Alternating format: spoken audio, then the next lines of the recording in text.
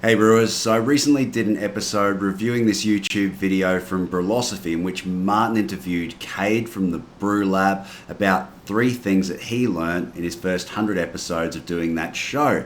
And number 2 really sort of stuck with me, using lower gravity wort for your yeast starter. And the idea was this lower gravity wort actually produced a better starter with healthier yeast, which in my mind is against conventional wisdom and also everything I sort of thought about. The first brewing book I ever read was John Palmer's How to Brew. And I think in the first chapter of that book, it tells you to make a yeast starter and says something like 1036, 1038, or 1040. Create this wort, pitch your yeast in, and then use that for fermentation.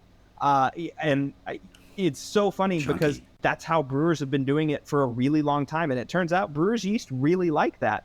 But yeast actually have 2 energy production mechanisms. Fermentation, which is why we like them, because fermentation results in alcohol and CO2.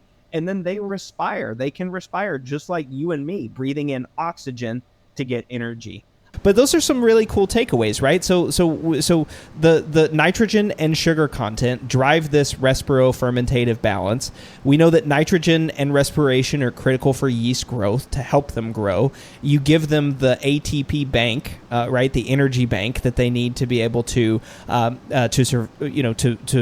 replicate and then perform well during fermentation. But also decreasing the sugar content and increasing the nitrogen content in your propagation media gives sort of the best environment for yeast propagation, right? You summed it up perfectly. For those who understood all that perfectly, keep scrolling. But for the rest of us, I'm going to dive into what that was all about and how we can apply the findings from this study to our brewing to make better beer at home. Let's get into it.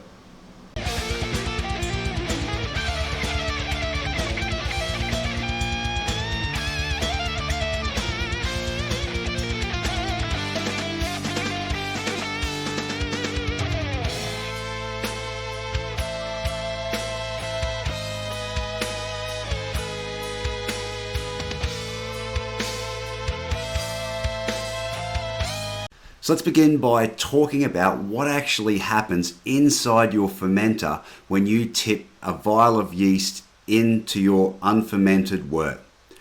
Well, the first thing that happens is the lag phase.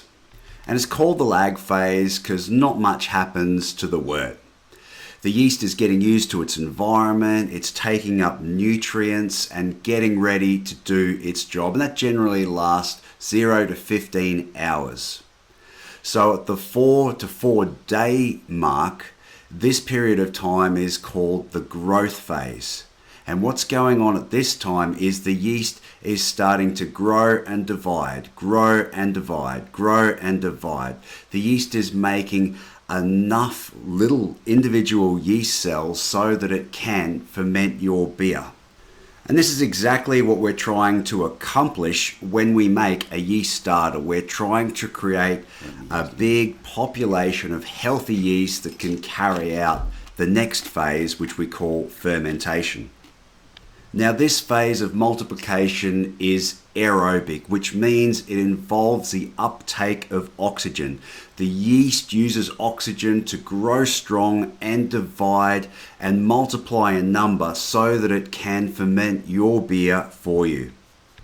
And for this reason, brewers will often add oxygen to their wort in this growth and exponential phase period so that they can give their yeast the energy it needs to grow strong, divide, so that it can go on and complete the next stage of fermentation effectively.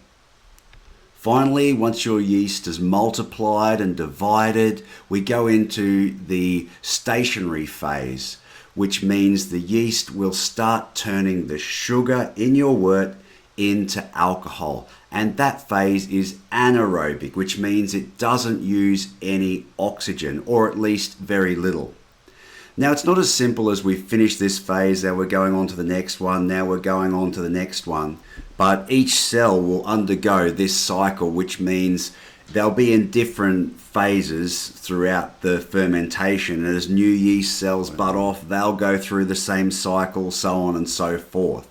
But for brewing beer, it's probably helpful to note that this aerobic phase, this multiplication phase, is when the yeast population gets strong and multiplies and divides so that it can ferment your beer. And then at 3 to 10 days is what we can think of as the fermentation phase, where your yeast gets to work and really begins to transform those simple sugars into alcohol. Okay, so what? What does all this mean for us as homebrewers, and how can this knowledge help us make better beer? Well, I've set up my own experiment, or at least test, to see how we go with this new method. So I begin by doing a party guile brew day. Now I'm going to make from this brew day a Baltic Porter, which is a high gravity beer, and I want plenty of healthy yeast to pitch into the wort so that I can get a good, strong, healthy fermentation to produce a nice clean beer at the end. And this is where our low gravity starter method comes into it. While my first runnings of the Party Dial Brew Day become my wort for the Baltic Porter, the second runnings become a low gravity wort that will become the starter for that porter. I'm going to pitch just one sachet of W3470 yeast from Fermentus, a lager strain that you would normally need maybe 4 of these for a Baltic Porter. I'm going to pitch just one sachet into the second runnings of my wort, and that'll become a starter for the Baltic Porter. To increase the nitrogen content of this brew, I added a teaspoon of nutrients. The starting gravity for this brew was 1030, and the final gravity ended up at 1013, which means we only dropped 17 gravity points during the fermentation, bringing it into below a 2% beer. At the same time, this 17 gravity points means that we had less than the 2 grams of fermentable sugars that served as that baseline between aerobic and anaerobic fermentation. So what I'm hoping is that by keeping these sugars so low and increasing the nitrogen content, we've encouraged the yeast to propagate through that anaerobic replication stage, which should give us a good, strong starter for our Baltic Porter.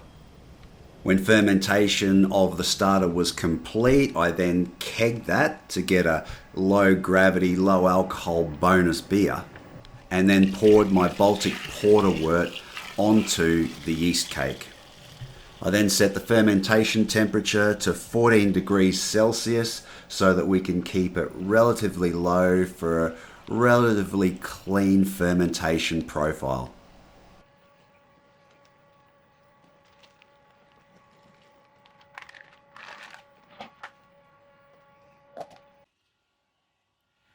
And there she is, brewers. This beer will give us a good idea of what our Baltic Porter grist will give us in the next beer, but slightly toned down version. So let's dive in and have a look. So even though it's like that amber colour, it does have this pale chocolate marshmallow type character to it, which is not what you expect when you look at this beer, but we'll dive in and have a taste.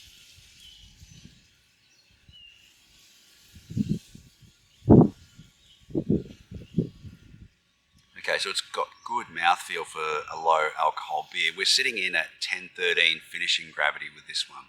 So there's plenty of body to it. And again, on the palate, we've got that pale chocolate marshmallow type thing going on. So it's quite pleasant.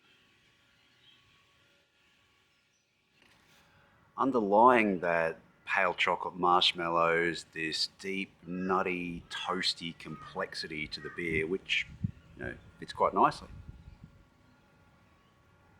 So I think we've achieved what we set out to do. Certainly this beer's come out fine. There's nothing... It did have a little bit of sulphur on the nose, so I let it ride for another couple of days, and that's cleared up now. So I'm really quite happy with this, and I'm quite optimistic about how our yeast is going to go in this Baltic Porter. So cheers, and stay tuned for part 2 of the experiment. And if you want to see where this original idea came from for a low gravity yeast starter, then check out this video, which goes through a philosophy video which interviews the academic behind the whole idea and process.